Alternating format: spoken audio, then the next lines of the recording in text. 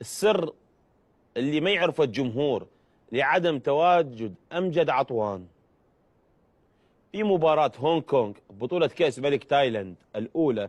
احنا رجعت لنا هاي فتنة الكابتنية، رجعت من جديد بالمنتخب الوطني. في مباراة هونغ كونغ الأولى اللي لعبناها ببطولة كأس ملك تايلاند، جلال حسن ما شارك في المباراة الأولى، اللي شارك أحمد باسل. من اجوا اللاعبين الغرف المنازع، الكابتنية وين لقوها؟ على دريس أمجد عطوان.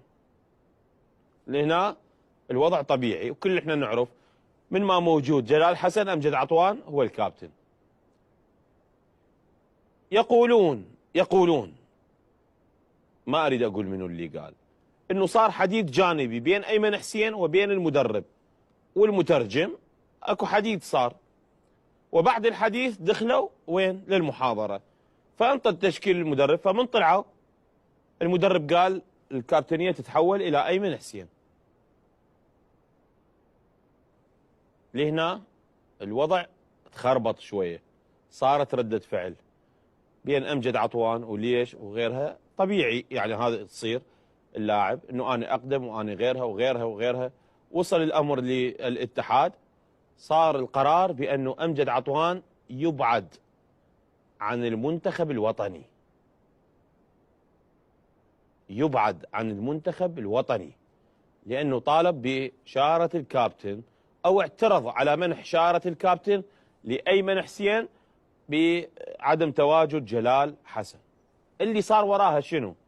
هذا المدرب يعتمد وكثيرا يعتز بأيمن حسين، فأيمن اكو جروب للمنتخب الوطني، قام هو يبلغ بالجروب غدا العشاء تمرين شو وقت ينزلون غيرها. فجلال اجى لأيمن حسين عاتبه، قال له انت مو من حقك تبلغ، انت لا مدرب ولا انت كابتن فريق حتى تقعد تبلغ بالواتساب اللاعبين وكأنه انت القائد، وانا موجود انا كابتن والطبيعي انا اللي ابلغ.